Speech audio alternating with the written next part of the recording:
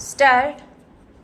सभापति महोदय, मैं सदन का ज़्यादा समय नहीं लूँगा। विराम। मैं केवल एक दो बातों की और वित्त मंत्री और सरकार का ध्यान खींचना चाहता हूँ। विराम। आज बिजली के मामले में राजस्थान की हालत बहुत नाजुक है। विराम। खास तौर से पिछले 5-7 दिनों से गांव में परेशानी बहुत बढ़ गई है। विराम।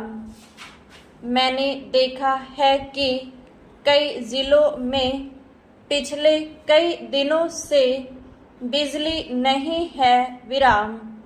नतीजा यह हुआ है कि जो फसल बोई गई है उसको पानी नहीं मिल पाया है। विराम। वहाँ पहले से ही अकाल की स्थिति है। विराम। बिजली ठीक तरह से न मिलने के कारण किसानों की फसल बर्बाद हो रही है। विराम। इसलिए बिजली की और अधिक फैलाने की बात को छोड़कर सरकार उसकी पूर्ति को नियमित करें। विराम। पैरा। उधर से जो माननीय सदस्य बोलते हैं वे बातें करीब करीब वही करते हैं जो हम कर रहे हैं। विराम।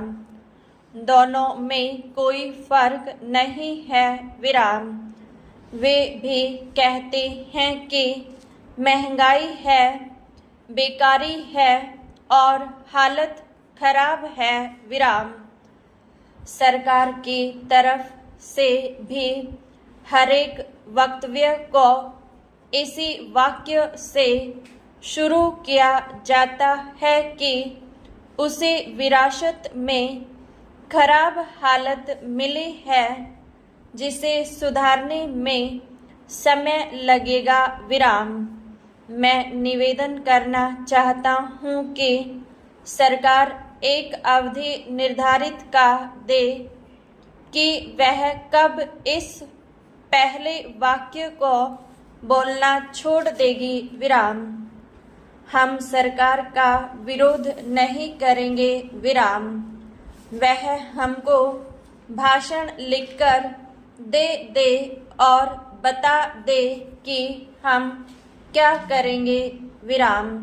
हम वैसे ही इस सदन में और बाहर जनता के सामने बोलेंगे। विराम। लेकिन वह देश की हालत को सुधारे। विराम। आज चारों तरफ हालत बिगड़ रही है। विराम। आज गांव में कोई व्यवस्था नहीं है। विराम। सरकार हम लोगों को कब तक दोष देती रहेगी। विराम। अगर हालत न सुधरी तो ये लोग भी डूबेंगे और हम लोग भी डूबेंगे और लोकतंत्र भी डूबेगा। विराम। आज गांव में हालत बहुत खतरनाक ढंग से बिगड़ रही है। विराम। मैं बड़ी जिम्मेदारी और गंभीरता के साथ यह बात कह रहा हूँ। विराम। आखिर सरकार का और हमारा काम एक ही है। विराम। कुछ लोग उधर बैठे हैं और हम इधर बैठे हैं, इससे कोई फर्क नहीं पड़ता। विराम। पैरा। हालत सब तरफ से खराब है। विराम। बिजली खराब है, कोयला खराब है, तेल नहीं मिल रहा है। विराम। किसानों के काम सब तरफ से रुके हुए हैं। विराम। गांव के अंदर इतनी महंगाई बढ़ रही है कि गरीबों के प्राण निकल रहे हैं और आगे यह महंगाई जोर से बढ़ेगी विराम। गेहूं का उत्पादन कम हो गया है विराम। भाव अभी ऊंचे हो रहे हैं, आगे और भी ऊंचे होंगे विराम। आगे आप फिर कहेंगे कि आयात के बिल बढ़ रहे हैं, पेट्रोल और डीजल के दाम बढ़ गए हैं विराम। तो आप मुसीबत में फंस गए हैं विराम। आप मुसीबत में फंसते हैं तो हमें भी खुशी नहीं होती है विराम।